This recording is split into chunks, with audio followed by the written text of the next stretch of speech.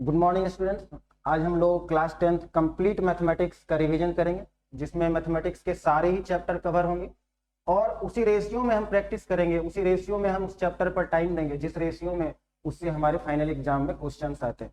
जैसा कि आप देख सकते हैं यहाँ पर 20 मार्क्स का एमसीक्यू आता है, 1 मार्क्स के 20 क्वेश्चन, जिसमें ट्रायंगल से 3 क्वेश्चन, ट्रिगोनोमेट्री से 3 क्वेश्चन। तो आप इसका स्क्रीनशॉट लेकर रख सकते हैं। जैसे यहाँ ट्रायंगल से 3 क्वेश्चन आता है तो हम लोग यहाँ 6 क्वेश्चन की प्रैक्टिस करेंगे। ट्रिगोनोमेट्री से 3 क्वेश्चन तो हम उसका 6 क्वेश्चन की प्रैक्टिस करेंगे। कोऑर्डिनेट ज्योमेट्री से 2 क्वेश्चन तो हम लोग इसके 4 क्वेश्चन की प्रैक्टिस करेंगे। तो जिस रेशियो में इससे हमारे एग्जाम में क्वेश्चंस आते हैं और उसी रेशियो में हम लोग यहाँ अपना टाइम देंगे और उसी रेशियो में हम नंबर ऑफ क्वेश्चंस की प्रैक्टिस करेंगे। इसके अलावा ये भी ध्यान रखना है कि किसी चैप्टर से हम उस टॉपिक से ही ज्यादा क्वेश्चन की प्रैक्टिस करेंगे जिस टॉपिक से सबसे ज्यादा क्वेश्चन पूछे जाते हैं। तो जब हम ट्रायंगल की बात करें तो ट्रायंगल में सबसे ज्यादा क्वेश्चन सिमिलर ट्रायंगल और कॉन्ग्रुएंट ट्रायंगल से रिलेटेड क्वेश्चंस होते हैं, तो उसकी प्रैक्टिस हम लोग ज्यादा करेंगे। जैसे इस क्वेश्चन को देखते हैं, एक ट्रायंगल है एबीसी, जिसमें A B parallel to DE और क्या गिवन है, DE is equal to X, BE is equal to B, EC is equal to C and AB is equal to A और हमें X फाइंड करना है। तो यहाँ गिवन क्या है, AB पैरेलल टू DE। तो हमेशा ध्यान रखना है जब कभी भी किसी ट्रायंगल में एक साइड के पैरेलल अगर कोई लाइन ड्रॉ किया गया हो तो एक छोटा ट्रायंगल बनता है और एक बड़ा ट्रायंगल बनता है और वो दोनों ही सिमिलर होते हैं। क्या ध्यान रखना है, जब कभी भी, क्योंकि इससे रिलेटेड काफी क्वेश्चंस पूछे जाते हैं, तो हमेशा ध्यान रखना है किसी भी ट्रायंगल में किसी एक साइड के पैरेलल अगर कोई लाइन ड्रॉ करते हैं तो एक छोटा ट्रायंगल बनता है और एक बड़ा ट्रायंगल बनता है और वो दोनों ट्रायंगल आपस में सिमिलर होते हैं। और हम ऐसे भी देख सकते हैं करस्पॉन्डिंग एंगल्स इक्वल। और ट्रायंगल में कभी भी पॉसिबल नहीं है कि अगर बड़े ट्रायंगल और छोटे ट्रायंगल में देखें तो कभी भी ऐसा पॉसिबल नहीं है कि उसके 2 एंगल सेम हो और तीसरा एंगल डिफरेंट हो। अगर 2 एंगल सेम है तो हमेशा ध्यान रखना है कि तीसरा एंगल भी सेम होगा। और इस केस में तो तीसरा एंगल हमें दिख रहा है, ये तो कॉमन एंगल है। और तीनों एंगल अगर सेम है तो छोटा ट्रायंगल और बड़ा ट्रायंगल क्या हो गया, सिमिलर। और इसके करस्पॉन्डिंग साइड्स जो होंगे वो प्रोपोर्शनल होते हैं। अगर छोटे ट्रायंगल में 3 लाइन वाले एंगल के अपोजिट साइड देखा जाए तो क्या, एक्स डिवाइडेड बाय, बड़े ट्रायंगल में 3 लाइन के अपोजिट साइड क्या है, ए इज इक्वल टू, छोटे ट्रायंगल में सिंगल लाइन वाले एंगल के अपोजिट क्या है, साइड सी, और बड़े ट्रायंगल में सिंगल लाइन वाले का अपोजिट साइड क्या है, B plus C, B plus C. तो यहां से इजीली देख सकते हैं X is equal to C A divided by B plus C, A C divided by B plus C. तो क्या ध्यान रखना है, 2 चीजें ध्यान रखना है। पहला, किसी भी ट्रायंगल में किसी साइड के पैरेलल अगर कोई लाइन ड्रॉ किया जाए तो छोटा ट्रायंगल और बड़ा ट्रायंगल दोनों हमेशा सिमिलर होता है। और दूसरी बात, 2 ट्रायंगल में जब कभी भी 2 एंगल सेम है तो ऐसा पॉसिबल नहीं है कि तीसरा एंगल डिफरेंट हो, तीसरा एंगल भी सेम ही होगा। इस क्वेश्चन में देखा जाए PQRS is a parallelogram, PQRS is a parallelogram, AT is equal to AQ is equal to 6, AT is equal to AQ is equal to 6 centimetre, diagram में already mention है। AS is equal to 3 centimetre, TS is equal to 4 centimetre. हमें X and Y का value find करना है। तो अगर triangle APQ and triangle AST में देखा जाए तो vertically opposite angle equals PQ parallel to TR, interior alternate angle equal, and 2 angle अगर इक्वल तो ऑब्वियस सी बात है तीसरा एंगल भी सेम ही होगा। इसका मतलब तीनों एंगल सेम है तो ये ट्रायंगल क्या है, दोनों सिमिलर ट्रायंगल्स हैं, तो करस्पॉन्डिंग साइड प्रोपोर्शनल होंगे।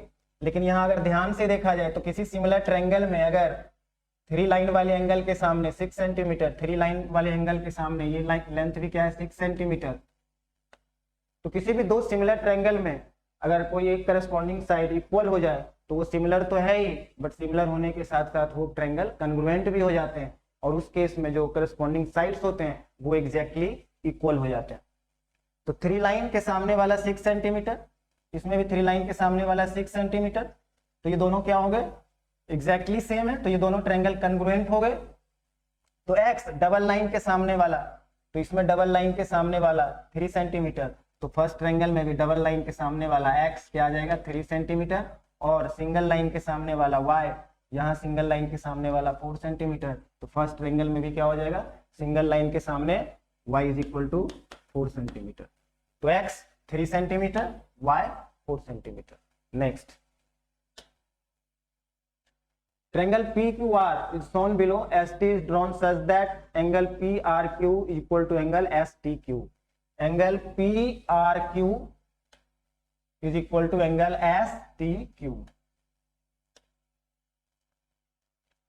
If ST divide QR in a ratio of 2:3, ST divide QR in the ratio 2:3, इसका मतलब ये अगर 2x है तो RT क्या है 3x, तो ये टोटल आर क्यू क्या हो गया 2x प्लस 3x, ये टोटल लेंथ क्या हो गया 5x।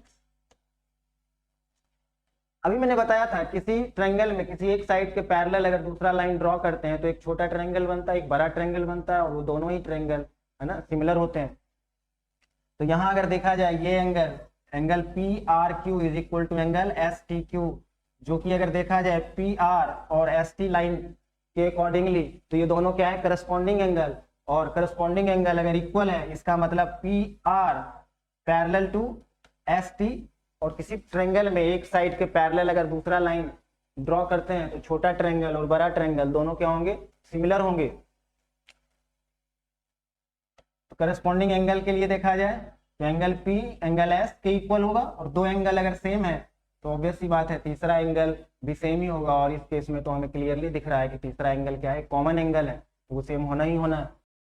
हमें फाइंड क्या करना है लेंथ ऑफ एस टी, है ना, हमें एस टी फाइंड करना है। तो छोटे ट्रायंगल में देखा जाए ट्रिपल एंगल के सामने उसका जो अपोजिट साइड है वो क्या है एस टी डिवाइडेड बाय बड़े ट्रायंगल में जो ट्रिपल लाइन वाला एंगल है उसके सामने क्या है लेंथ 20 सेंटीमीटर।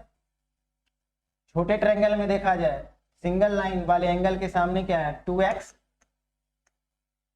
डिवाइडेड बाय बड़े ट्रायंगल में देखा जाए सिंगल लाइन वाले एंगल के सामने वाला साइड क्या है 2x plus 3x 5x। Clearly देख सकते हैं S T is equal to X cancel 2/5 20 divide में RHS ले जाएंगे मल्टीप्लाई होगा 4, S T is equal to 2 4 8 8।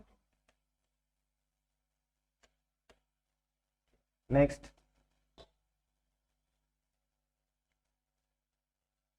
Again हमारे पास दो ट्रायंगल है। Anas and Rishi observe them and said the following, triangle P Q R is similar to triangle CBA, और second statement है triangle P Q R is congruent to triangle CBA.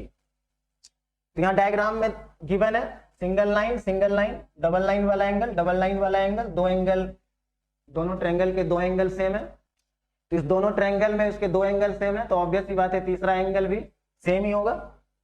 और अगर तीनों angle same है तो इसका मतलब फर्स्ट ट्रायंगल और सेकंड ट्रायंगल क्या हो गया सिमिलर, है ना। तो P Q R is similar to, तो फर्स्ट स्टेटमेंट करेक्ट है। अब सेकंड स्टेटमेंट पर आते हैं triangle P Q R is congruent to triangle CBA. तो दो सिमिलर ट्रायंगल में अगर एक भी करस्पॉन्डिंग साइड सेम हो जाए तो वो कन्ग्रुएंट हो जाते हैं, तो उसको चेक करते हैं। इसमें ट्रिपल लाइन के सामने वाला साइड क्या है 3 सेंटीमीटर, इसमें ट्रिपल लाइन के सामने वाला साइड गिवन नहीं है, जहां जो 3 सेंटीमीटर है वो क्या है डबल लाइन वाले एंगल के सामने वाला साइड है, जबकि फर्स्ट ट्रायंगल में ट्रिपल लाइन वाले एंगल के सामने 3 सेंटीमीटर है। मतलब ये साइड और ये साइड जो A B and P R ये दोनों करस्पॉन्डिंग साइड नहीं है, एक ट्रिपल लाइन वाले एंगल के अपोजिट साइड है और दूसरा डबल लाइन के सामने वाला साइड है, मतलब ये करस्पॉन्डिंग साइड्स नहीं है। इसका मतलब दोनों 3 सेंटीमीटर दिख तो रहा है बट ये दोनों करस्पॉन्डिंग साइड्स नहीं है, इसका मतलब हम नहीं कह सकते कि ये कन्ग्रुएंट होगा। तो जो फर्स्ट स्टेटमेंट है सिर्फ वही करेक्ट है, तो only Anas is correct. Next, in the figure below PQRS is a square, PQRS is a square, what is the value of sin SPT?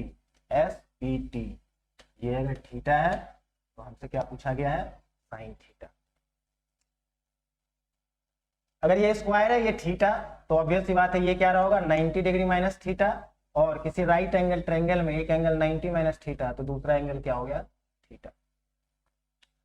तो देखो अगर एंगल सेम हो, अगर थीटा सेम है, तो किसी भी ट्रायंगल से अगर हम साइन थीटा कैलकुलेट करते हैं तो वो हमेशा सेम ही आएगा।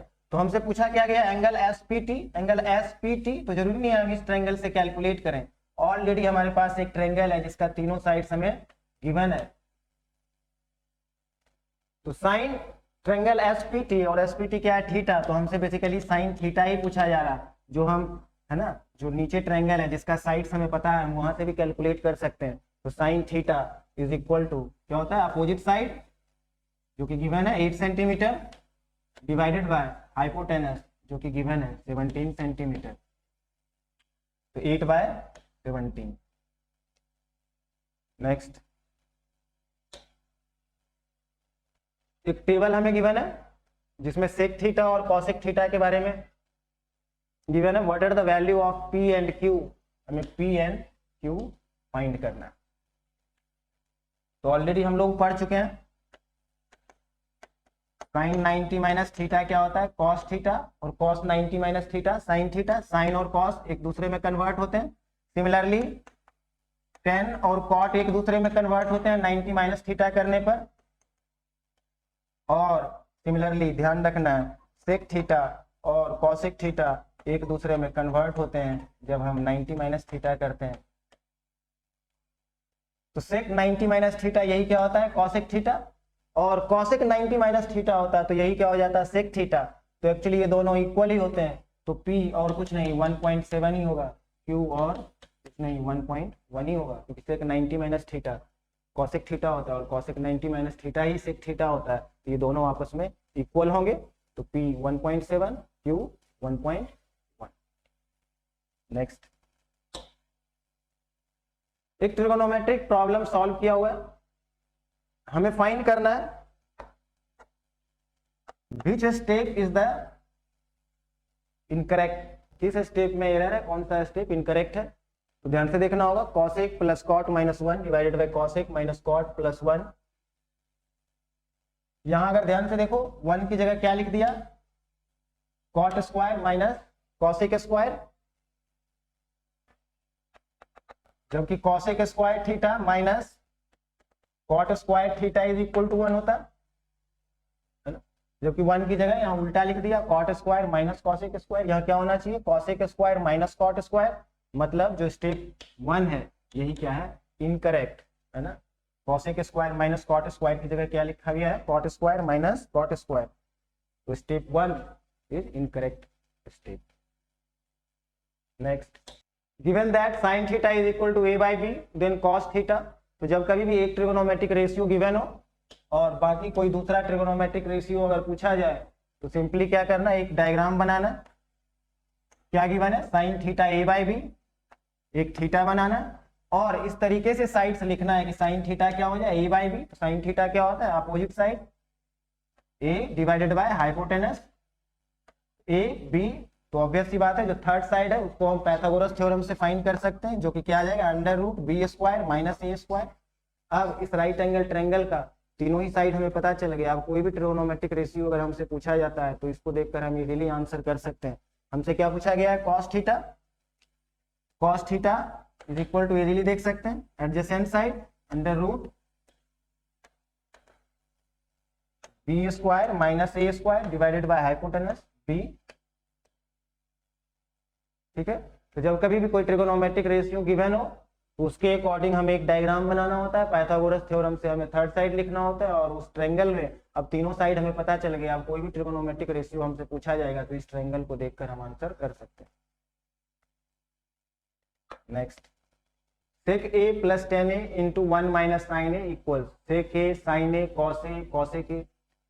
तो बहुत सारे क्वेश्चंस होते हैं जिसमें sec theta tan theta cot theta इस तरह का टर्म यूज होता है, तो वो सिंपल हो जाता है अगर हम हर किसी को साइन और कॉस में कन्वर्ट कर देते हैं। तो सेक को क्या लिख सकते हैं 1 बाई कॉस, टेन को क्या लिख सकते हैं साइन बाई कॉस। यहाँ ऑलरेडी 1 माइनस साइन साइन के टर्म में भी है, तो ये क्वेश्चन इजीली हम सिंप्लीफाई कर सकते हैं। सेक को क्या लिख सकते हैं 1 बाई कॉस, टेन को क्या लिख सकते हैं साइन बाई कॉस और 1 माइनस साइन ए। अब इजीली देख सकते हैं, अगर हम कैलकुलेट करें फर्स्ट टर्म हमारा क्या आ गया 1 plus sine A divided by cos A और 1 minus sine A plus B into A minus B लिख सकते हैं, A square minus B square 1 minus sine square A divided by cos A. 1 minus sine square A को क्या लिख सकते हैं cos square ए। तो 10th क्लास में 3 ही आइडेंटिटी हमें पढ़ना, एक क्या है sine square theta plus cos square theta is equal to 1, एक क्या है sec square theta minus tan square theta is equal to 1, cosec square theta minus cot square theta is equal to 1। तो sine square plus cos square is equal to 1। तो sine square अगर हम RHS में ले जाते हैं तो 1 minus sine square जिसको क्या लिख सकते हैं कॉस स्क्वायर ए और 1 माइनस कॉस स्क्वायर ए जिसको हम क्या लिख सकते हैं साइन स्क्वायर ए। तो 1 माइनस साइन स्क्वायर ए जिसको हम क्या लिख सकते हैं cos square A divided by cos A. तो एक कॉस कैंसिल हो जाएगा और हमारे पास क्या बच गया cos A, option D. Next, maximum value of 1 by sec theta plus 1 by cosec theta is 1 और रीजन है maximum value of both sine theta and cos theta is 1। तो maximum value of both sine theta and cos theta is 1, ये already हम लोग जानते हैं। Sine theta और cos theta क्या होता है, किसी ट्रायंगल में अपोजिट साइड या फिर adjacent side divided by hypotenuse, और हाइपोटेनस डिनोमिनेटर में होता है और डिनोमिनेटर अगर बड़ा हो तो वो वैल्यू कभी भी 1 से ज्यादा नहीं हो सकता। तो साइन थीटा और कॉस थीटा का मैक्सिमम वैल्यू 1, तो ये क्या है सेकेंड स्टेटमेंट जो है रीजन ये करेक्ट है। अब फर्स्ट स्टेटमेंट देखते हैं, maximum value of 1 by sec theta, 1 by sec theta का मतलब क्या हो गया कॉस थीटा और 1 by cosec theta, 1 by cosec theta का मतलब क्या हो गया साइन थीटा। अगर किसी स्टेटमेंट को ट्रू फॉल्स चेक करना हो तो ऑब्जेक्टिव में हमेशा कोई एक केस खोजने की कोशिश करते हैं। अगर एक केस भी हमें मिल गया जो कि फॉल्स है, इसका मतलब वो स्टेटमेंट क्या है फॉल्स है। हाँ, अगर हमें एक केस के लिए वो ट्रू मिल गया तो जरूरी नहीं है कि वो स्टेटमेंट ट्रू हो सकता है कि एक केस के लिए वो ट्रू और दूसरे किसी और केस के लिए वो फॉल्स हो जाए।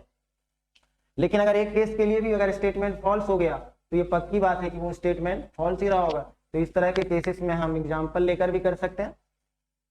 अगर थीटा 45 डिग्री हम पुट कर दें तो 1 by root 2 plus 1 by root 2 हमें पता है 45 डिग्री पर साइन थीटा और कॉस थीटा दोनों की वैल्यू क्या होता है 1 बाय रूट 2। अगर हम इसको सॉल्व करते तो ये क्या आ गया root 2 1 plus 1 2 divided by root 2, जो कि क्लियरली क्या आ गया रूट 2।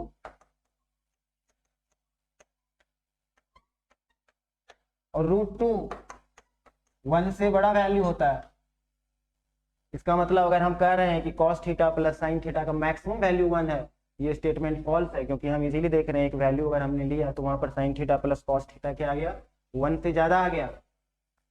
बाकी ये भी ध्यान रखना है,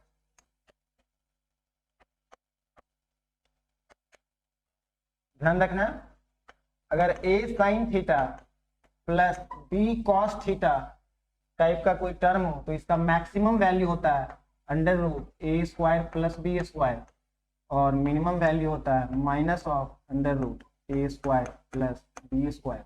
तो अगर sine theta plus cos theta का मैक्सिमम वैल्यू निकालना होता कैसे फाइंड कर सकते हैं, तो यहाँ कॉस थीटा का कॉफिशिएंट क्या है 1, साइन थीटा का भी कॉफिशिएंट क्या है 1। तो अगर ये फॉर्मूला लगाते maximum value under root A square plus B square, तो इसका मैक्सिमम वैल्यू क्या आ जाता है under root 1 square plus sine theta का कॉफिशिएंट क्या है 1 स्क्वायर, क्या आ गया रूट 2। मीन्स जो मैक्सिमम वैल्यू होता है ये 1 नहीं होना चाहिए था, क्या होना चाहिए था रूट 2। तो असर्शन क्या है गलत है, जबकि रीजन क्या है ट्रू है। तो assertion is false but reason is. Next, if 4 cot theta minus 5 equal to 0, then value of 5 sin theta minus 4 cos theta divided by 5 sin theta plus 5 cos theta। यहाँ देखो कुछ गिवन है 4 cot theta minus 5 equal to 0 means हमें given है cot theta is equal to 5 को RHS में ले जाएंगे 4 से डिवाइड हो, तो हमें cot theta गिवन। तो हमेशा ध्यान रखना जब sin theta cos theta में अगर हमारे पास टर्म होता है कुछ न्यूमरेटर में लिखा हो कुछ डिनोमिनेटर में लिखा हो, उस केस में हम इसको इजीली टेन थीटा और कॉट थीटा में कन्वर्ट कर सकते हैं, अगर जितने भी टर्म्स यूज किए गए हैं उन सब में अगर डिग्री सेम हो। तो यहाँ देखो साइन थीटा का पावर 1, कॉस थीटा का भी पावर 1, नीचे भी हर जगह क्या है साइन थीटा और कॉस थीटा पावर 1। तो अगर हम इसमें कॉस थीटा से डिवाइड कर देंगे तो ये टेन थीटा में कन्वर्ट हो जाएगा, क्योंकि टेन थीटा क्या होता है sine by cos, tan theta के डिनोमिनेटर में कॉस थीटा होता है। तो इसको हम कॉस से अगर डिवाइड करते हैं तो ये टेन थीटा में कन्वर्ट हो जाएगा, और अगर साइन थीटा से डिवाइड करेंगे तो ये कॉट थीटा में कन्वर्ट हो जाएगा। और इससे कंसेप्ट पे बेस्ड काफी क्वेश्चन पूछे गए। तो अगर यहाँ मान लो साइन स्क्वायर कॉस स्क्वायर का टर्म होता या sine theta into cos theta का टर्म होता, अगर डिग्री 2 होता तो हम इसे साइन स्क्वायर से डिवाइड करते या कॉस स्क्वायर से डिवाइड करते, लेकिन जब डिग्री 1 हो तो उसमें हम साइन का पावर 1 या कॉस का पावर 1 से ही डिवाइड करते हैं। तो यहाँ जितने भी टर्म्स हैं सब में साइन हो या कॉस हो उनका डिग्री क्या है, उनका पावर क्या है 1, और हमें कन्वर्ट किस में करना है कॉट थीटा में, ताकि कॉट थीटा की जगह हम 5/4 पुट कर सके। तो सिंपली क्या करना है, कॉट थीटा के डिनोमिनेटर में क्या होता है साइन थीटा, तो ऊपर नीचे न्यूमरेटर और डिनोमिनेटर दोनों में हम साइन थीटा से डिवाइड कर देंगे। तो जो हमारा क्वेश्चन है वो क्या बन जाएगा 5, जब साइन थीटा से डिवाइड करेंगे तो यहाँ पर साइन थीटा कट जाएगा, और जो सेकेंड टर्म है वो 4 कॉस वाई साइन बन जाएगा, जिसको हम कॉट थीटा लिख सकते हैं। और फर्स्ट टर्म जब डिनोमिनेटर में साइन थीटा से डिवाइड करेंगे तो ये 5 प्लस 5 कॉस वाई साइन, जो कि क्या बन जाएगा कॉट थीटा। अब अगर हम वैल्यू पुट करें तो 5 minus 4 cot theta, 4 cot theta already हमें गिवन है 5, तो न्यूमरेटर क्या बन गया 5 माइनस 5, और डिनोमिनेटर में क्या है 5 प्लस 5 कॉट थीटा, तो ये क्या आ जाएगा 25/4। बट हम इजीली देख सकते हैं न्यूमरेटर क्या आ गया 5 minus 5 0, 0 divided by non zero क्या होता है 0, ऑप्शन सी। तो हमेशा ध्यान रखना है साइन और कॉस में जब कुछ न्यूमरेटर और कुछ डिनोमिनेटर में लिखा हो और डिग्री सेम हो तो साइन वाला टर्म से जब हम डिवाइड करते हैं तो वो कॉट में कन्वर्ट हो जाता है, और कॉस वाली टर्म से जब हम डिवाइड करते हैं तो वो टेन थीटा में कन्वर्ट हो जाता है। नेक्स्ट एक नंबर है क्यू हमारे पास जिसका प्राइम फैक्टराइजेशन दिया हुआ है, where B is a prime number other than 3 and 7। तो बी कोई प्राइम नंबर है अदर देन 3 and 7। अब यहां पर दो स्टेटमेंट दिया गया, Q is definitely an odd number, means ये जो नंबर है डेफिनेटली एन ऑड नंबर। तो यहां देखो 3 ऑड नंबर है, 7 ऑड नंबर है। बी की अगर हम बात देखें तो बी क्या है प्राइम नंबर, तो प्राइम नंबर ऑड भी हो सकता है और इवन भी हो सकता है, जैसे बी 11 भी हो सकता है और बी का वैल्यू 2 भी हो सकता है, 2 is an even prime number. अगर फैक्टराइजेशन में एक भी नंबर इवन नंबर है तो ओवरऑल ये क्या हो जाता है इवन नंबर, इसका मतलब बी अगर 2 हो गया तो ये ओवरऑल जो क्यू है ये हमारा इवन नंबर होगा, और बी अगर हम कोई ऑड प्राइम नंबर लेते हैं तो ओवरऑल जो हमारा क्यू है वो ऑड नंबर ही होगा, मीन्स क्यू इवन नंबर भी हो सकता है और क्यू ऑड नंबर भी हो सकता है। तो जो स्टेटमेंट है Q is definitely an odd number, जो कि क्या है फॉल्स स्टेटमेंट है। अब अगर हम रीजन की बात करें तो 3 square into 7 square is an odd number, तो यहाँ क्लियरली देख सकते हैं 3 into 3 odd into odd odd ही होता है, और 7 इंटू 7 ये सब क्या है ऑड नंबर ही है। एक भी इस फैक्टराइजेशन में एक भी इवन नंबर नहीं है, इसका मतलब ये ओवरऑल जो होगा क्या होगा ऑड नंबर होगा। तो जो रीजन है जो सेकेंड स्टेटमेंट है वो ट्रू है, तो A is false but R is true, option D. Next, if two positive integers a and b are written as a x cube y square and b x y cube, where x y are prime number, then the result obtained by dividing the product of the positive integer by the LCM। हमसे पूछा क्या गया a b के product में जब हम LCM of a b से divide कर दें तो क्या आएगा। तो दो number a and b given है और LCM ऑफ ए बी अगर निकाला जाए, ए क्या है X cube Y square, B क्या है एक्स वाई क्यूब। तो अगर हम इसका LCM फाइंड करें, क्या ध्यान रखना है LCM में हमेशा जैसे एक्स यहाँ भी है एक्स यहाँ भी है, तो जो पावर ज्यादा होता है LCM में हमेशा हम वही लिखते हैं वाई स्क्वायर वाई क्यूब। तो 2 और 3 में ज्यादा क्या है 3, तो y का पावर हमने क्या लिया 3 और x का पावर हमने क्या लिया 3। तो जब भी LCM निकालना हो तो जो पावर ज्यादा हो वो वाला पावर लेते हैं, x में जो ज्यादा पावर है वो हमने x का पावर लिया, और y में जो इंडेक्स ज्यादा है वो हमने y के साथ रखा। तो यही क्या हो गया LCM। यही अगर HCF होता तो HCF के केस में हम क्या लिखते, जो छोटा पावर होता है वो काउंटेबल होता है तो HCF अगर फाइंड करना होता तो x का पावर 1 लेते और y का पावर 2 लेते, बट यहाँ हमें क्या है LCM फाइंड करना। अब ये भी देख सकते हैं, ए हमें गिवन है एक्स क्यू वाई स्क्वायर और बी हमें गिवन है एक्स वाई क्यू और divided by LCM means X cube Y cube. तो यहां से x कट गया और यहाँ y कट गया, तो जो हमारा फाइनल आंसर आया वो क्या आया, x का पावर 1 ऊपर बच गया और y का इंडेक्स 2 एक्स वाई स्क्वायर। ठीक है, इसको हम ऐसे भी कर सकते थे, किसी भी दो नंबर को जब मल्टीप्लाई करते हैं तो इज इक्वल टू क्या होता है एलसीएम इंटू एचसीएफ। तो a into B divided by LCM और कुछ नहीं होता बल्कि एचसीएफ ही होता है। अगर हम एलसीएम को एलएचएस में ले जाते हैं तो मल्टीप्लाई से डिवाइड में चला जाता है। तो यही वो चीज है जो हम इस क्वेश्चन में पूछा गया है, इक्वल टू क्या आ गया एचसीएफ। और डायरेक्टली भी हम देख सकते थे एचसीएफ के लिए हम क्या दिमाग में रखते हैं कि एक्स में जो छोटा पावर है वो लेते और वाई में जो छोटा पावर है वो लेते, तो क्या आ गया एक्स वाई स्क्वायर। एचसीएफ में हम छोटा पावर लेते हैं, एलसीएम में हम बड़ा पावर लेते हैं। Next, in a formula racing competition the time taken by two racing car A and B to complete one round of the track is 30 minutes and p minute। दो car है, उस track को one round complete करता है 30 minute में and car भी p minute में complete करता है। If the car meet again at the starting point for the first time after 90 minute 90 minute के बाद जहां से उसने स्टार्ट किया था दोनों फिर से उसी जगह आ गया, मतलब ये प्रोसेस रिपीट हो गया। तो क्लास 7-8 से ही पढ़ते आ रहे हैं, जब कोई चीज रिपीट कर रहा हो तो उस केस में हम एलसीएम फाइंड करते हैं। तो 30 एंड p का एलसीएम क्या है, एलसीएम ऑफ 30 p यही क्या है हमारा 90 एंड HCF गिवन है HCF 30 and p is equal to 15 then the value of p। तो अभी हम लोग एक फॉर्मूला देखे थे, दो नंबर है 30 and p, दोनों का एलसीएम दिया है, दोनों का HCF दिया है। तो दो नंबर का जो प्रोडक्ट होता है mean 30 into P is equal to क्या हम लिख सकते हैं एलसीएम इंटू HCF मतलब 90 इंटू 15।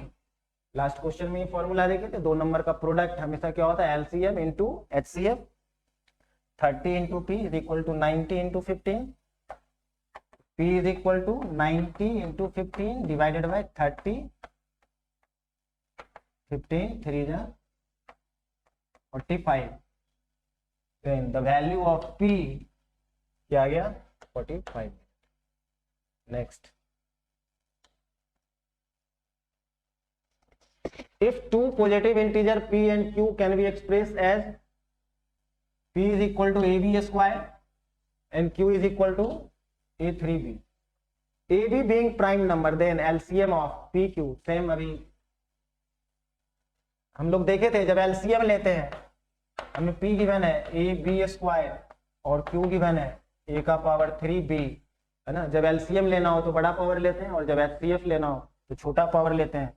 तो हमसे LCM पूछा गया है तो हम बड़ा पावर लेंगे, a का पावर 1 3 में से क्या बड़ा है 3 और b का पावर 1 2 में से क्या बना है 2, तो a क्यू b स्क्वायर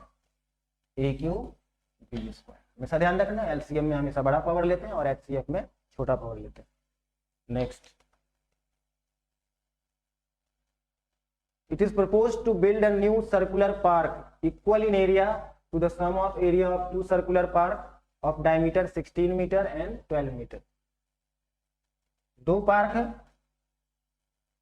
एक का रेडियस क्या है 8 मीटर, दूसरे का रेडियस क्या है 6 मीटर। क्या कहा गया है, इन दोनों के सम के बराबर एक पार्क बनाना है। तो इनका जो एरिया है ना उनका सम कितना हो जाएगा pi are square plus pi are square, दूसरे का कितना 6 स्क्वायर। हमें करना क्या है, इन दोनों को हम क्यों ऐड कर रहे हैं, क्योंकि हमें एक सर्कुलर पार्क चाहिए जिसका एरिया कितना हो equal in area to the sum of area of two circular park. इन दोनों का जो सम है उसके बराबर है ना, कि एरिया का एक ही पार्क चाहिए। तो इन दोनों को सम करने के बाद जो ओवरऑल एरिया बना उतने एरिया के बराबर का हमें एक ही पार्क चाहिए। पहले का एरिया और दूसरे का एरिया हमने ऐड किया is equal to pi are square, easily देख सकते हैं, पाई कॉमन होकर कैंसिल हो जाएगा, हमारे पास क्या बच जाएगा 8 square plus 6 square is equal to R square, R square is equal to 8 square 64 plus 6 square 36 is equal to 100, R square 100 means R is equal to root 100 is equal to 10 metre. तो radius of new park is 10 metre. Next, there is a square board of, क्या होगा side, there is a square board of side 2a, ये length given है 2a, Jaydev is asked to keep a dot on the above said board. The probability that he kept the dot on the shaded region. हमारे पास एक board है जो square board है, इसी के अंदर कहीं एक डॉट लगाना, तो क्या प्रोबेबिलिटी है कि वो जो डॉट है वो कहां चला जाए, जो शैडेड रीजन है वहां चला जाए। तो प्रोबेबिलिटी का एक फॉर्मूला जो बिल्कुल बेसिक है, हम लोग जानते हैं, फेवरेबल अपॉन टोटल। वैसे कितने केस होते हैं जो हमारे टास्क को फेवर कर रहा हो और टोटल कितने केस हैं, उससे अगर हम डिवाइड कर देते हैं तो ये प्रोबेबिलिटी हम फाइंड कर लेते हैं इजीली। तो यहाँ पर फेवरेबल क्या है और टोटल क्या है, हमारा टास्क क्या है, किस चीज की प्रोबेबिलिटी हमसे पूछी जा रही है, that keep the dot on the shaded region, keep the dot in the shaded region. तो डॉट हम कहां कहां लगा सकते हैं, ये हमारा टोटल केस हो गया, और फेवरेबल केस कि डॉट कहां कब कब शैडेड रीजन में आ जाए। तो जितना ज्यादा शैडेड रीजन रहेगा वो हमारे टास्क को उतना फेवर करेगा, ये शैडेड रीजन जितना बड़ा होता है ना, इसका मतलब उस डॉट के उस शैडेड रीजन में जाने के चांसेस उतना ही ज्यादा होता। तो यहाँ पर जो फेवरेबल है वो क्या हो जाएगा शैडेड एरिया, और जो टोटल केस है वो क्या हो जाएगा टोटल एरिया, और फेवरेबल क्या हो जाएगा शैडेड एरिया। तो अगर हम शैडेड एरिया फाइंड करें तो इस स्क्वायर में से अगर इस सर्कल का एरिया माइनस कर दिया जाए तो स्क्वायर का एरिया क्या है, साइड स्क्वायर 2a का square, area of square 4a square. अगर ये 2a, इसका मतलब डायमीटर क्या है 2a, तो रेडियस क्या है सर्कल का a।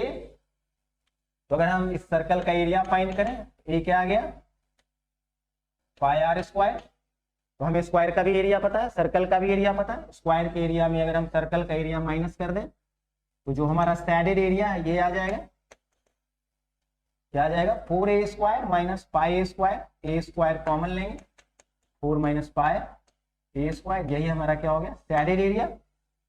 शैडेड एरिया हमारा क्या फेवरेबल, क्योंकि ये जितना ज्यादा होगा उतना ही ज्यादा चांस होगा कि शैडेड एरिया में डॉट चला जाए। तो आंसर क्या आ गया 4 minus pi a square shaded area divided by area of board, जहां जहां टोटल केस जहां डॉट जा सकता है 4a स्क्वायर कैंसिल, आंसर क्या आ गया 4 minus pi divided by 4 minus pi divided by 4। Next,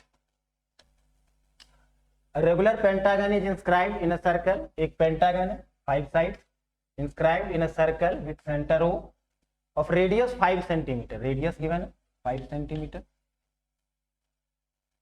what is the area of shaded part of the circle, तो इस सर्कल में जो शैडेड पार्ट है इसका एरिया फाइंड करना। तो जब कभी भी एरिया फाइंड करना हो तो कुछ ना कुछ सिमेट्री हम ढूंढने की कोशिश करते हैं जिससे हमारा कैलकुलेशन इजी हो जाए। तो अगर रेगुलर पेंटागन में हम देखें तो 5 साइड है, तो ये जो सेंटर पर जो एंगल बन रहा था 360 वो कितने पार्ट में डिवाइड हो गया, वो 5 पार्ट में डिवाइड हो गया। किसी भी पेंटागन में अगर देखा जाए तो ये 5 पार्ट में डिवाइड हो गया। एक पार्ट का अगर एरिया हमसे पूछा जाता है, सिर्फ अगर इसका एरिया पूछा जाता है तो ये क्या है सर्कल का जो टोटल एरिया है उसका क्या है 1/5। तो हमसे टोटल कितने पार्ट का एरिया पूछा गया, तो ये देखो एक इनकम्प्लीट पार्ट है सर्कल का, ये शैडेड नहीं, और यहां पर देखा जाए तो ये शैडेड। तो अगर लॉजिकली सोचें कि ये पार्ट जो शैडेड रीजन है यहां से हटाकर अगर यहां रख दिया जाए तो हम देख सकते हैं कि ये पार्ट भी क्या हो जाता है कंप्लीट हो जाता है। तो जो एक पार्ट है उसका एरिया क्या हो जाएगा सर्कल के एरिया का 1/5। ऐसे ऐसे कितने कंप्लीट पार्ट्स हमारे पास है, 2 कंप्लीट पार्ट्स है, क्योंकि इसको अगर यहाँ रख दिया जाए तो जो सेकेंड पार्ट है वो भी कंप्लीट हो जाएगा। तो सर्कल का एरिया कितना है pi are square, pi into 5 square means 25 pi centimetre square, ये क्या एरिया ऑफ कंप्लीट सर्कल। अब इसको अगर 5 पार्ट में डिवाइड कर दिया जाए, 5 पार्ट में अगर डिवाइड कर दिया जाए तो ये क्या आ गया एक पार्ट का area, area of circle divided by 5। ऐसे ऐसे कितने पार्ट्स हैं हमारे पास? 2 पार्ट्स हैं।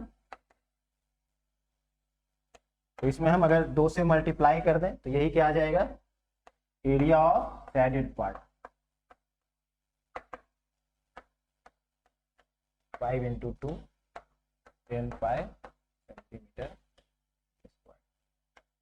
ध्यान रखना पेंटागन है, 5 साइड्स हैं, तो ये टोटल सर्कल का एरिया कितने पार्ट में डिवाइड हो गया? 1 2 3 4 5 पार्ट में डिवाइड हो गया। और उसमें से हमें 2 पार्ट का एरिया पूछा गया है ना। एक्चुअली ये इनकम्प्लीट पार्ट था, बट इस सैडेड पार्ट को अगर यहाँ सेट कर दिया जाए तो ये क्या हो जाएगा? Complete part. तो सर्कल का एरिया उसका 1/5 एक पार्ट का एरिया, तो उसे मल्टीप्लाई कर दिए तो 2 पार्ट का एरिया। नेक्स्ट यहां देखो, स्वीटी, नितेश एंड अशरफ 3 फ्रेंड्स हैं visited a hospital for their annual body checkup which include blood pressure evolution.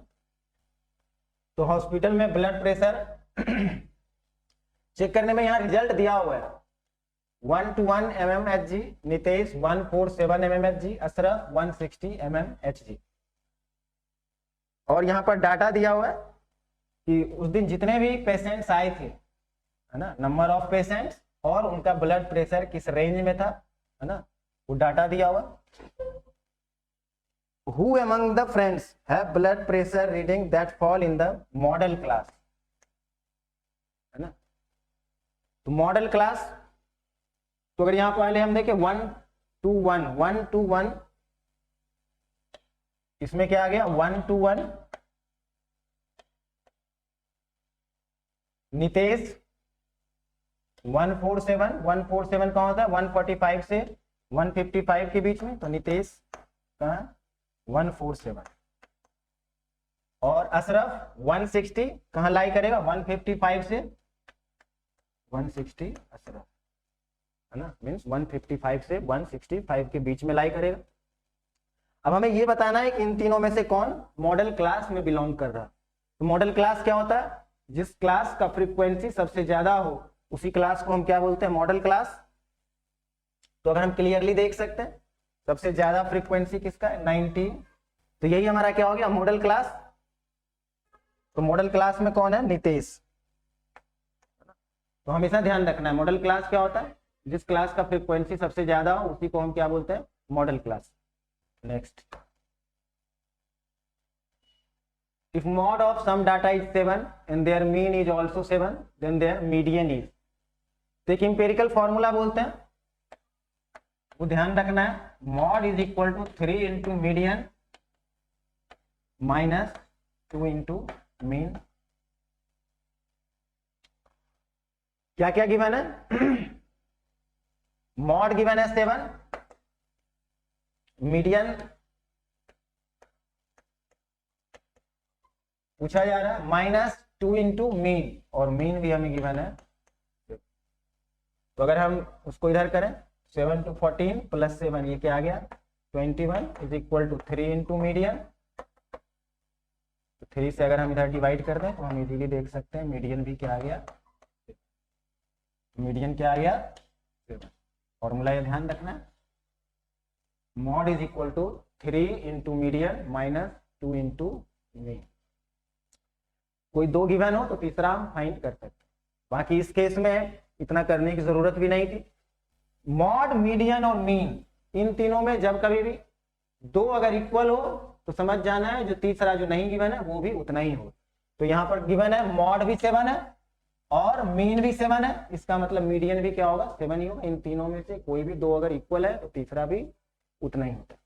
Next, the upper limit of model class of the given distribution below, अगर हम table देखें, below 144, below 145 11, below 150, below 155, below 160, below 160।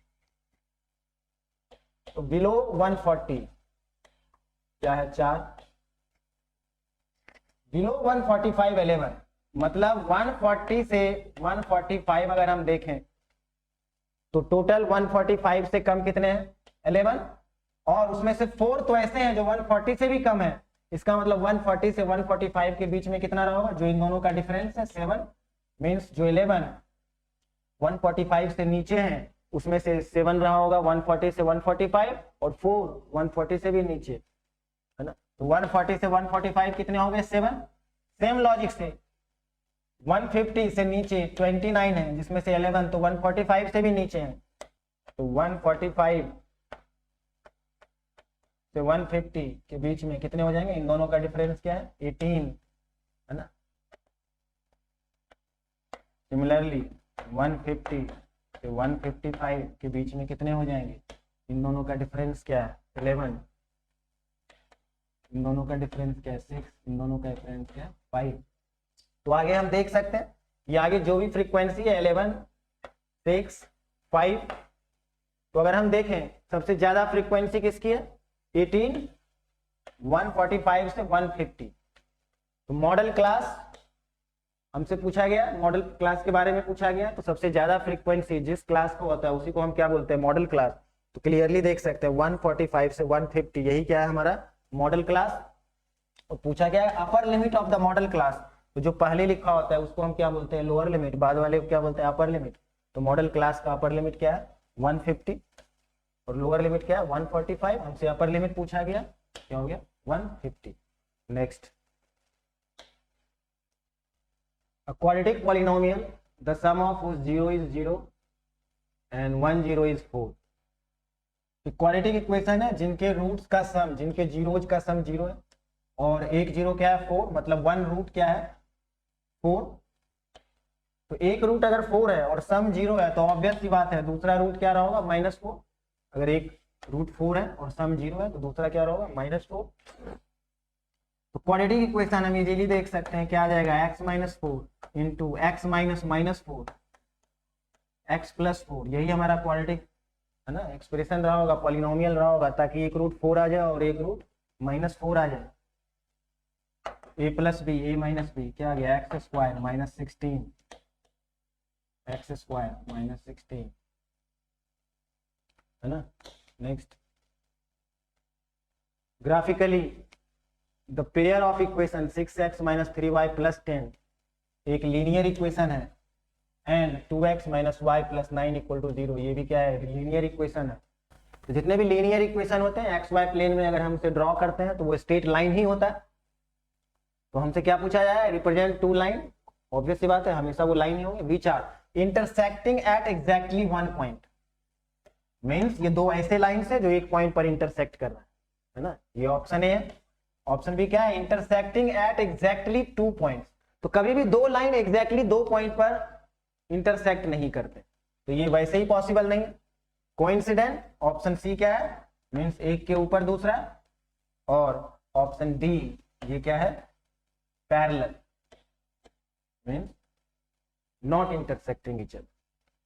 तो इस दो line को अगर हम solve करते हैं, दो लीनियर इक्वेशन जो हम सॉल्व करते हैं जो क्लास 9 से ही हम लोग करते आए, तो सॉल्व करने के बाद जो x और y का वैल्यू आता है, जो पॉइंट्स आता है, वो और कुछ नहीं बल्कि उस दोनों लाइन का इंटरसेक्टिंग पॉइंट्स ही आता है। तो एक सिंपल मेथड, तो इस तरह के क्वेश्चन में हम ऐसा भी कर सकते हैं लीनियर इक्वेशन सॉल्व करेंगे। अगर लीनियर इक्वेशन सॉल्व होकर x y का कोई यूनिक वैल्यू आ गया, एक उसका वैल्यू आ गया, मतलब वो पॉइंट्स और कुछ नहीं बल्कि क्या है इंटरसेक्टिंग पॉइंट, मतलब वो एक पॉइंट पर इंटरसेक्ट कर रहा है। सॉल्व करने के बाद अगर बहुत सारा एक्स वाई का वैल्यू है जो गिवन इक्वेशन को सेटिस्फाई कर रहा है, तो समझ जाना है कि ये एक लाइन के ऊपर दूसरा लाइन है। एक से ज्यादा इंटरसेक्टिंग पॉइंट्स का मतलब है इसके कितने इंटरसेक्टिंग पॉइंट्स है इनफाइनाइट, है ना। ऐसा पॉसिबल नहीं है कि ये 2 3 4 पॉइंट्स पर इंटरसेक्ट करे दो straight line.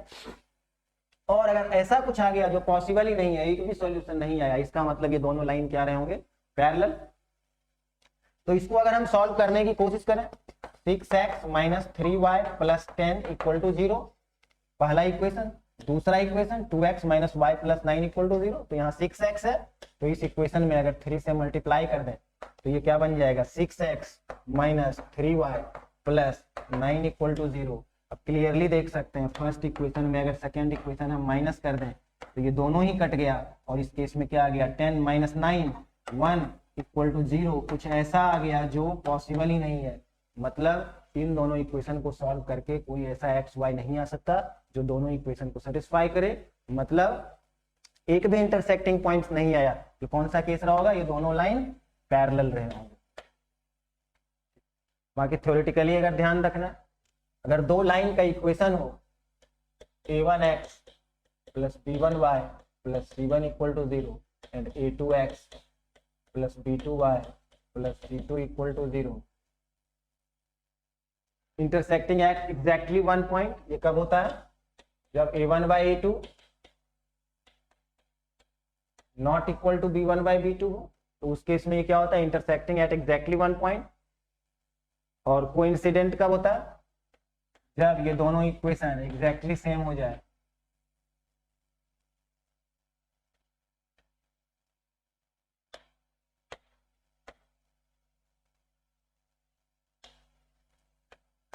b1 by b2 is equal to c1 by c2। और पैरेलल कब होता है? जब a1 by a2 is equal to b1 by b2 but not equal to b1 by। ठीक है, नेक्स्ट।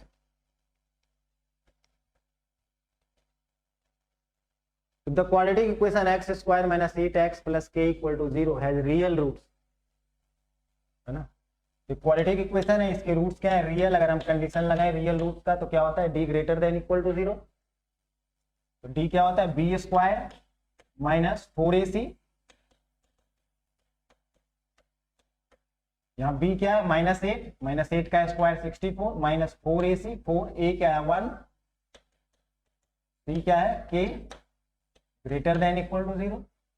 तो 64 ग्रेटर देन इक्वल टू, अगर 4k को उधर ले जाते हैं, 4 RHS से LHS में आएगा, डिवाइड हो जाएगा। 16 greater than equal to k, 16 greater than equal to.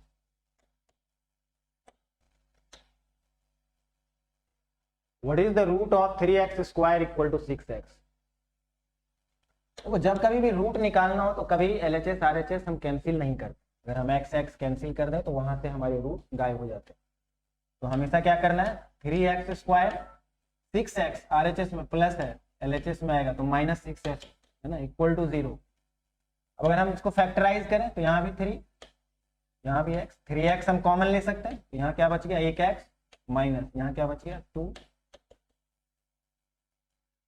अब फैक्टराइज करने के बाद x को क्या लिख सकते हैं? x minus 0, x minus 2 equal to 0। तो जब इसको 0 करेंगे तो x क्या आ गया? 0, और जब इसको 0 करेंगे तो x क्या आ गया? 2। तो इसके क्वाड्रेटिक इक्वेशन है, तो इसके दो रूट्स होंगे, x equal to 0 and x is equal to 2। अगर हम ऐसा करते 3x square is equal to 6x और 1x अगर हम कैंसिल कर देते तो x इज इक्वल टू क्या आ जाता? 6/3 इज इक्वल टू 2। एक ही रूट आता, और अगर हम सिर्फ ओनली 2 लिख देते तो आंसर गलत हो जाता है। तो हमेशा ध्यान रखना है, जब कभी भी हम LHS RHS में कुछ कैंसिल कर देते हैं, है ना, तो वहां से हमारे रूट गायब होने के चांसेस होते हैं। 2 circle with centre Q and N, है ना, 2 सर्कल गिवन है, डायग्राम भी गिवन है। Touch each other at point P, दिख रहा है? Q, P and N are collinear, Q, P and N are collinear, ये तीनों कोलिनियर है। The radius of the circle with centre Q is twice that of the circle with centre N। मतलब इसका radius अगर r है तो Q centre वाले circle का रेडियस क्या है? 2r, है ना? आगे क्या गिवन है?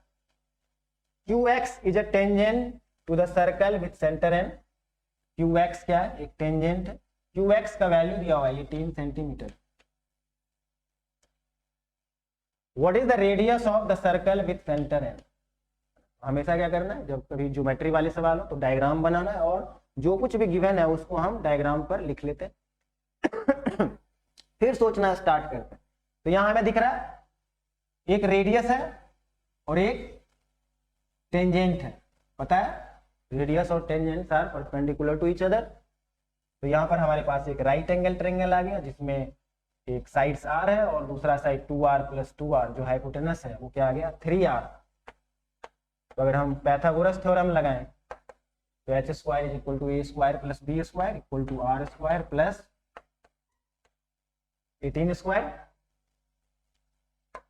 तो 9r स्क्वायर, RHS में जो r स्क्वायर है उसको भी अगर हम LHS में ले आए क्या आ गया? 8r square is equal to 18 square, है ना।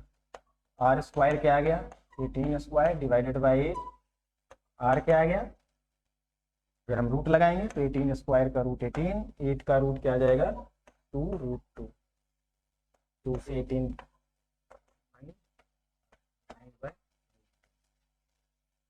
तो हमसे क्या पूछा गया दर सर्कल विथ सेंटर एन, है ना, जो रेडियस किसका पूछा गया सर्कल विथ सेंटर एन जो कि क्या है आर, तो यही हमारा आंसर आ गया 9 divided by √2।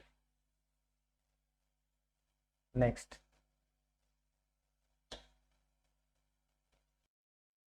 2 cube each with 6 centimeter is join end to end the surface area of the resulting cuboid। दो क्यूब को फेस टू फेस अगर हम ज्वाइन करते हैं तो जब कभी भी दो क्यूब को हम ज्वाइन करेंगे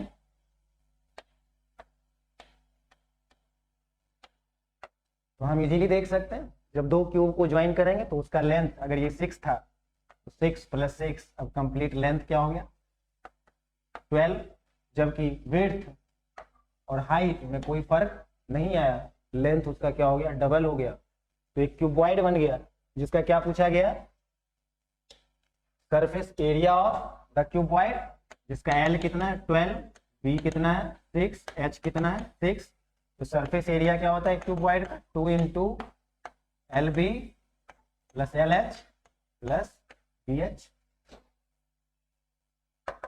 तो इजीली देख सकते हैं 2 × 12 × 6 + 12 × 6 + 6 × 6 36 हम कॉमन ले सकते हैं 2 × 36 6 × 6, तो यहाँ क्या बच गया 2, यहाँ क्या आ गया 2 1, तो 2 × 36 × 5 5 × 2 10 360। इसको हम ऐसे भी कर सकते थे किसी भी क्यूब में, तो किसी क्यूब में 6 सरफेस एरिया होता है और हर एरिया कितने के बराबर होता है a स्क्वायर के बराबर, इसलिए टोटल सरफेस एरिया क्या हो जाता है 6a स्क्वायर, क्योंकि उसमें 6 सरफेस। अगर दो क्यूब को हम कंबाइन करते हैं तो दो क्यूब को अगर अलग अलग देखा जाए तो टोटल कितने सरफेस हो गए 6 इस क्यूब के साथ और 6 सेकेंड क्यूब के पास, लेकिन जब हम कंबाइन करते हैं तो दो सरफेस एरिया अब वो कहां चला गया इनसाइड द सॉलिड, तो दो सरफेस एरिया कम हो गया, तो टोटल कितने सरफेस एरिया बच गए 10, और एज लेंथ कितना है 6, तो हर सरफेस एरिया कितने के बराबर है 6, और अब 12 की जगह 10 सरफेस एरिया है, टोटल सरफेस एरिया क्या हो जाएगा 10a square mean 10 × 36 360। Next a sphere of maximum volume is cut out from a solid hemisphere। एक हेमिस्फीयर है अपने पास जिसमें से एक स्फीयर कट किया गया है मैक्सिमम वॉल्यूम का, ऑब्वियस सी बात है ये ऐसे ही कट किया गया होगा, तो कट करने के बाद volume of original hemisphere to that of the cut out sphere, तो इनका रेशियो बताना है। तो जो ओरिजिनल हेमिस्फीयर था इसका वॉल्यूम V1 और जो हमने कट आउट किया उसका वॉल्यूम अगर V2, तो यहाँ क्लियरली देख सकते हैं ये क्या है कैपिटल R जो हमारे पास इनिशियल था, ये हमारा क्या है कैपिटल R, जो कि बड़े रेडियस का जो हेमिस्फीयर था उसका रेडियस छोटे स्फीयर के लिए क्या हो गया डायमीटर, तो इसका अगर हम रेडियस की बात करें तो ये क्या हो जाएगा कैपिटल R/2। हमसे वॉल्यूम पूछा गया, तो जो हेमिस्फीयर है उसका वॉल्यूम क्या होता है 2/3 πr3, कंप्लीट स्फीयर का क्या होता है 4/3 πr3, और हेमिस्फीयर उसका आधा, 4 की जगह क्या हो गया 2, और जो कंप्लीट स्फीयर है उसका वॉल्यूम क्या हो जाएगा 4/3 πr3, और उसका रेडियस कितना होगा r/2। यहां से r कैंसिल हो जाएगा, पाई कैंसिल हो जाएगा, 2 से ये कितना कट गया 2, और 1/2 का पावर 3 ऊपर गया तो 2 का पावर 3 डिवाइडेड बाय नीचे एक 2 है, 8/2 मीन्स 4/, इजीली देख सकते जो ओरिजिनल इनिशियली हमारे पास हेमिस्फीयर था और जो एक मैक्सिमम वॉल्यूम का जो स्फीयर कट किया गया उनके वॉल्यूम का ratio 4:1। Next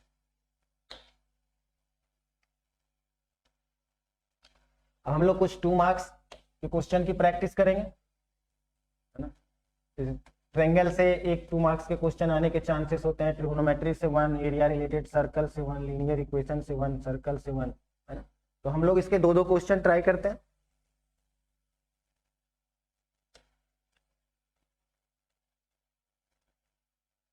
check whether the statement below is true और फॉल्स।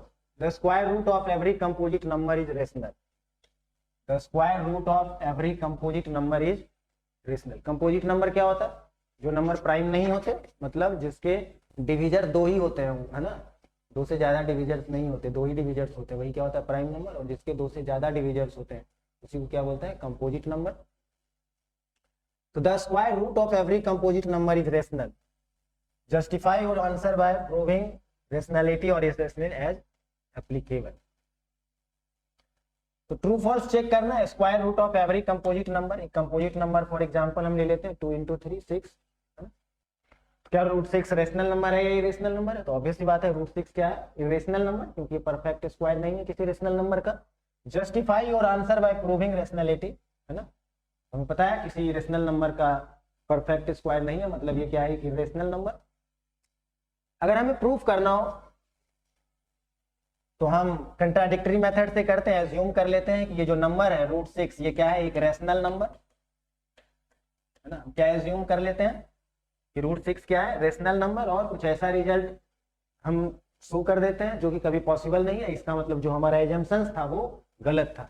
तो हम क्या अज्यूम किए? रूट 6 क्या है? एक रेशनल नंबर। तो ऑब्वियस सी बात है रूट 6 को हम a/b के फॉर्म में लिख सकते हैं where a and b are co-prime number. Co-prime number किसको बोलते हैं? मतलब a और b में 1 के अलावा और कोई कॉमन डिविजर नहीं है। मतलब सिंपलेस्ट फॉर्म में हम इसको लिख चुके हैं, जिससे भी ये कैंसिल हो सकता था, कट सकता था। हम उससे डिवाइड कर चुके हैं न्यूमरेटर और डिनोमिनेटर को। अब ये और डिवाइड नहीं हो सकता, इसको सिंपलेस्ट फॉर्म में हम लिख चुके हैं। इसका मतलब हम क्या कह सकते हैं? a and b are coprime number. अब अगर b को LHS में लाया जाए, root 6 b is equal to a, squaring both side, तो 6b square is equal to a square. Clearly देख सकते हैं a square is equal to क्या है? 6 इंटू समथिंग, मतलब a स्क्वायर क्या है? मल्टीपल ऑफ 6, मतलब a को जब हम फैक्टराइज करेंगे तो उसमें 6 आ रहा है, मतलब मल्टीपल ऑफ 6 है, मतलब a स्क्वायर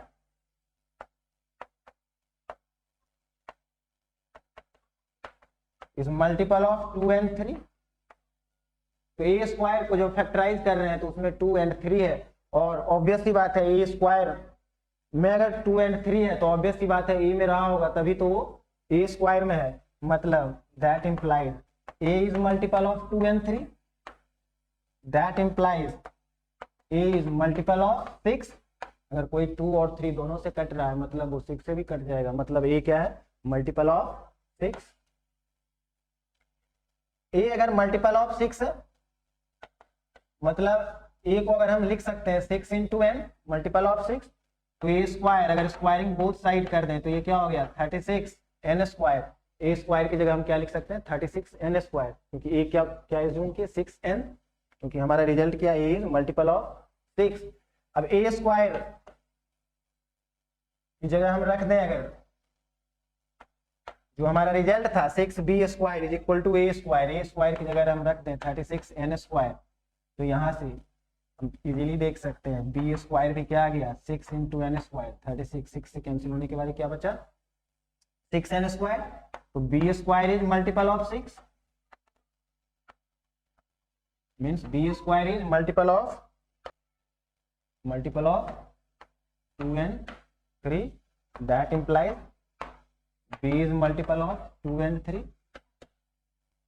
तो हम इजीली देख सकते हैं रूट 6 को अगर हम a/b के फॉर्म में लिखे तो लॉजिकली हमें दिख गया कि a और b दोनों ही 6 से डिविजिबल है, जबकि हमने एज्यूम किया था कि सिंपलेस्ट फॉर्म में लिखने के बाद हम कैलकुलेशन स्टार्ट कर रहे हैं, means a and b are coprime number, कुछ कॉमन इसके डिविजर्स नहीं होने चाहिए थे।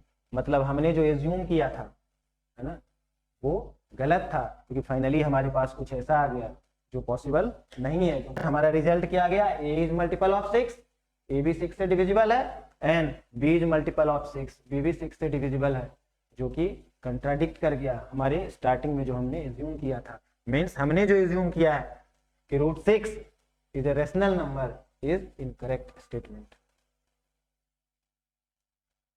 Next, a forester want to plant 66 apple tree, 88 banana tree, 110 mango trees in equal rows in terms of number of trees। मतलब equal length का रो, मतलब plantation करना है 66 एप्पल ट्री, 88 बनाना, 110 मैंगो ट्री, और इस तरीके से करना है कि हर रो में नंबर ऑफ ट्री इक्वल हो। He want to make distinct roots of the trees, only one type of tree in one row, है ना, only one type of tree in one row, find minimum of rows required। तो दो चीज given है, पहला कि जितने भी रो हैं सब में नंबर ऑफ ट्रीज इक्वल है, और एक रो में एक ही टाइप के ट्रीज हैं। तो find the minimum number of row. Minimum number of row के लिए ऑब्वियस सी बात है, नंबर ऑफ रो मिनिमम हो, तो हमारी कोशिश क्या होगी कि एक रो में हम ज्यादा से ज्यादा ट्री का प्लांटेशन कर सकें, और जितने भी रो हैं सब में इक्वल नंबर ऑफ ट्री है, तो ज्यादा से ज्यादा वो बड़ा नंबर जिससे पहला और दूसरा तीसरा जो भी हमारे पास डाटा गिवन है, वो बड़े से बड़ा नंबर जिससे तीनों डिविजिबल हो जाए, वही हमारा आंसर होगा। एक रो में हमें उतना ही ट्री रखना होगा। तो इस तरह के केसेस में क्या करना है, HCF फाइंड करना है, मतलब वो highest common factor HCF of, easily देख सकते हैं ये क्या है 66, इसको लिख सकते हैं 2 इंटू 3 इंटू 11, 88, इसको क्या लिख सकते हैं 2 इंटू 2 इंटू 2, 8 इंटू 11, और ये क्या है 11 इंटू 10, 110 मीन्स 2 इंटू 5 इंटू 11। तो HCF जो भी कॉमन है 11 एंड 2, तो HCF क्या आ गया 2 इंटू 11 22। तो अगर हाईएस्ट कॉमन फैक्टर यही सबसे बड़ा नंबर है जिससे ये तीनों ही डिविजिबल है, तो मिनिमम ऑफ रो, तो नंबर ऑफ रो मिनिमम हो, इसके लिए हम मैक्सिमम ट्रीज जो हाईएस्ट कॉमन फैक्टर है उतने ट्रीज एक रो में रखेंगे। तो एप्पल के कितने रो बन गए 66 बाई 22, 3, बनाना के कितने रो आ गए 88 बाई 22, एक रो में 22 है तो टोटल 4 रो, और मैंगो के कितने रो हो गए 110 by 22 mean 5 row. Total number of row कितना आ गया 3 + 4 + 5 ना।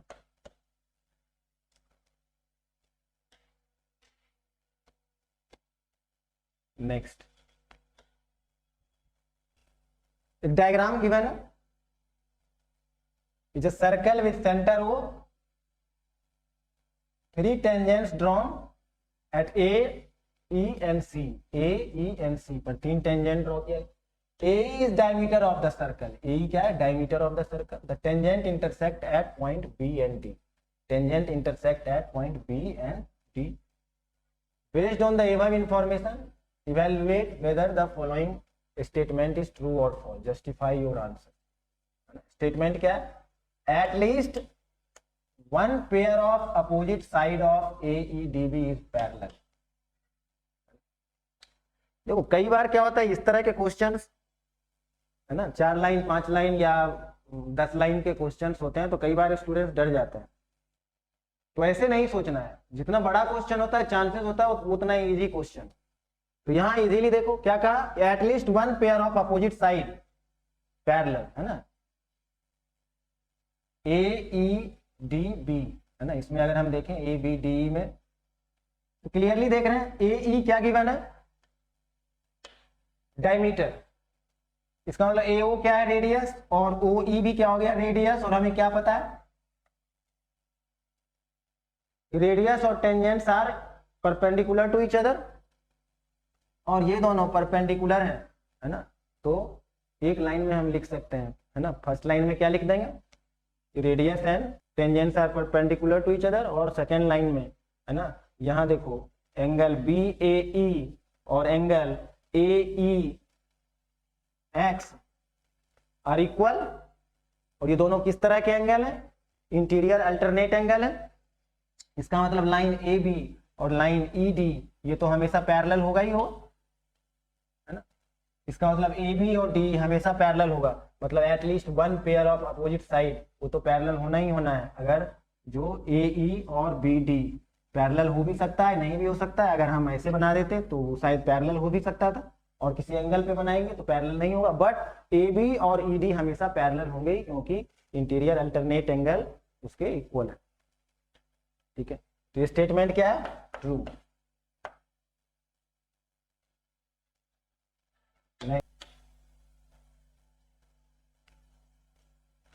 अगेन एक डायग्राम भी बना, circle is inscribed in a quadrilateral. एक क्वाड्रिलेटरल है जिसके अंदर एक सर्कल इंस्क्राइब्ड है जो चारों साइड्स को टच कर रहा है ना।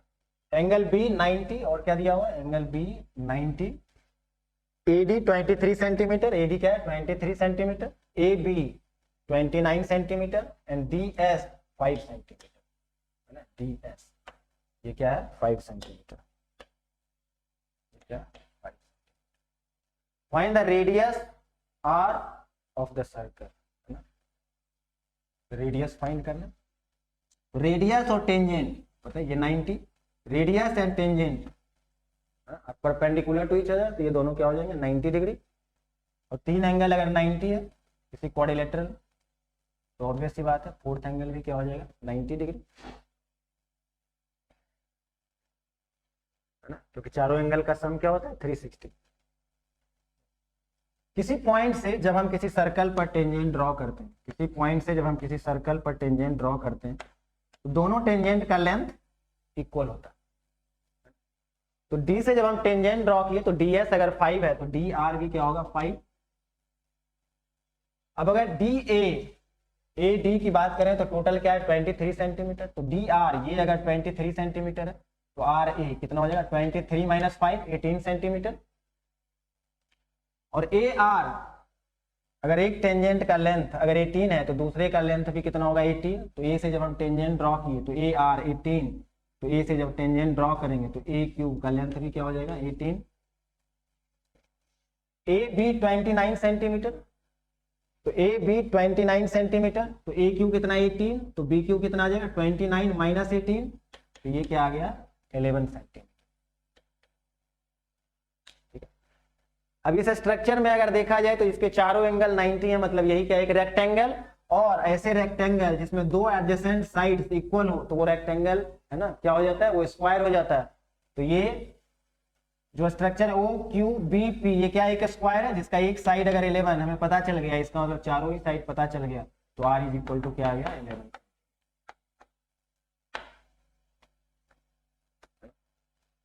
नेक्स्ट,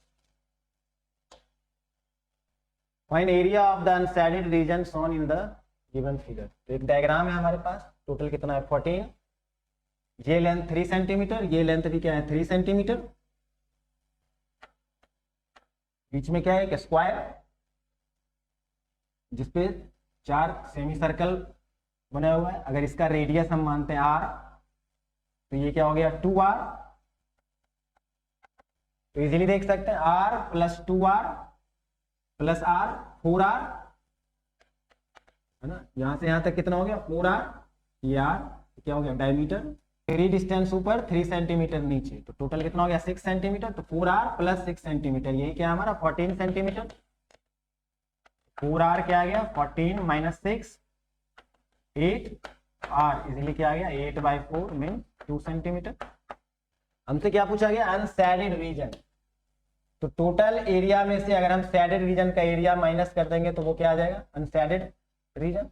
तो टोटल स्क्वायर का एरिया क्या है? 14 का स्क्वायर 196 सेंटीमीटर स्क्वायर। इसमें हम शेडेड रीजन का एरिया माइनस कर देंगे। शेडेड रीजन में क्या है हमारे पास? 4 सेमी सर्कल है,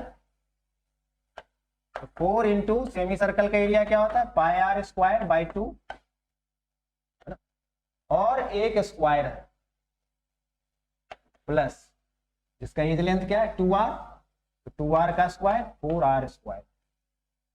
तो ये हमारा क्या आ गया, एरिया ऑफ सैडेड रीजन।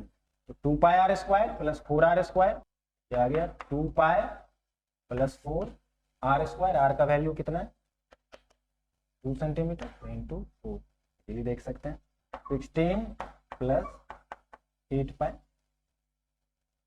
तो एरिया ऑफ अनसैडेड रीजन क्या आ गया 196 minus 16 minus 8 pi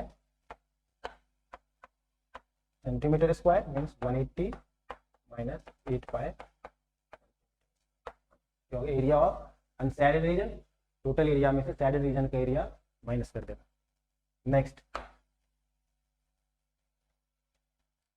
with vertices A, B and C of triangle ABC at center, arcs are drawn with radius 14 cm and 3 portions of the triangle so obtained are removed. Find the total area removed from the triangle. एक triangle ABC को centre मानते हुए एक circle draw करना है with radius 14 centimetre. यहाँ भी 14 centimetre draw किया गया, यहाँ भी 14 सेंटीमीटर ड्रॉ किया गया, यहाँ भी 14 सेंटीमीटर रेडियस से ड्रॉ किया गया और इस एरिया को रिमूव कर दिया गया। तो ये मान लो एंगल ए, ये मान लो एंगल बी, ये मान लो एंगल, इसको रिमूव कर दिया गया। तो total area remove from the triangle. तो अगर इन तीनों को ऐड किया जाए, पहला एरिया जो रिमूव किया गया उसको अगर हम ड्रॉ कर लें, ए एंगल कितना बना है ए, फिर एंगल बी उसको अगर हम इसी के ऊपर रख दें एंगल बी, और फिर एंगल सी इसको अगर हम ऊपर इसी के ऊपर रख दें, तो हम इसको एक साथ कंबाइन कर सकते हैं। तो ये तीनों एरिया अगर हम ऐड करें तो उतना ही एरिया रिमूव किया गया। तो यहाँ पर इजीली देख सकते हैं angle A plus angle B plus angle C, तीनों ही एंगल को जब हम ऐड करते हैं किसी ट्रायंगल में, angle A plus angle B plus angle C, तो ये क्या होता है 180 डिग्री। इसका मतलब ये तीनों केस जब हम एक के ऊपर ऐड करेंगे, ये किस तरह का डायग्राम बनेगा, angle A angle B and angle C, तो ये टोटल कितना बनेगा 180 डिग्री। इसका मतलब इन तीनों एरिया को अगर हम ऐड करेंगे तो और कुछ नहीं बल्कि क्या बना, एक सेमी सर्कल बना, हाफ सर्कल। तो जिसका एरिया क्या होता है पाई आर स्क्वायर बाय 2। तो आंसर क्या आ गया 22/7 into 14/2।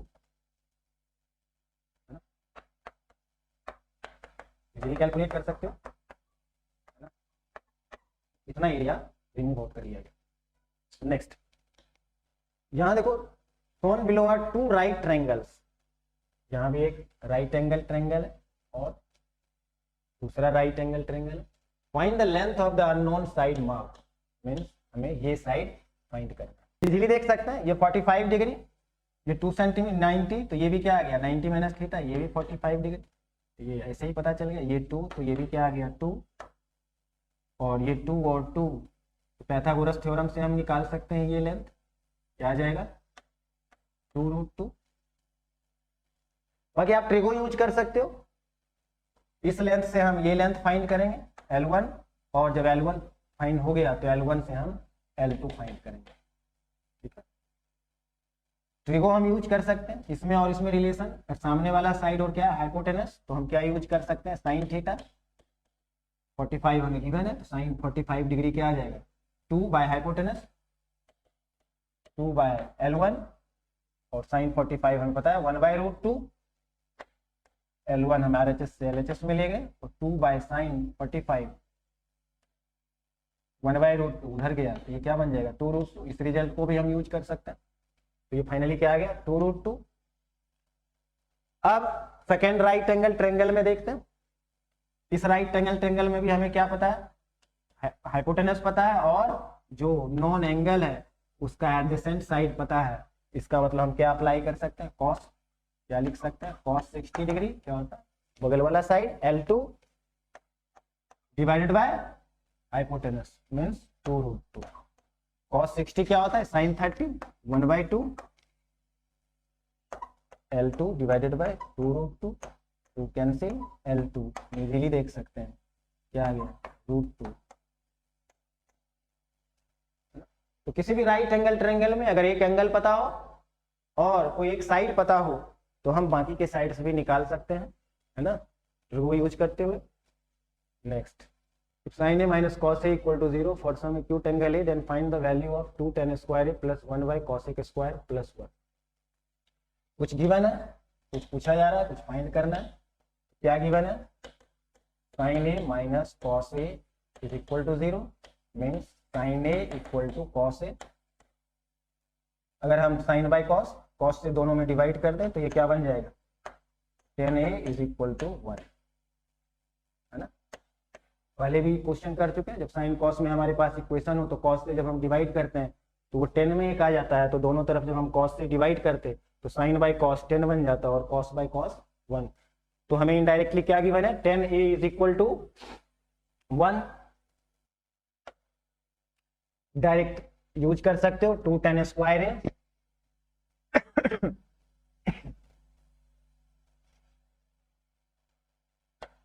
Means 2 into 1 square plus 1 upon cosec square. Cosec square को हम क्या लिख सकते हैं? 1 प्लस कॉट स्क्वायर प्लस 1. 10 का रेसिप्रोकल क्या होता है? कॉट. 1 का रेसिप्रोकल 1 मीन्स 10 a. अगर 1 तो कॉट a भी 1, तो क्या आ गया? 2 plus 1 by 1 plus 1 plus 1, 2 plus 1 by 2 plus 1, 4 plus 1 plus 2 by 2. आगे हम लोग अब 3 मार्क्स और 5 मार्क्स के क्वेश्चन की प्रैक्टिस करेंगे.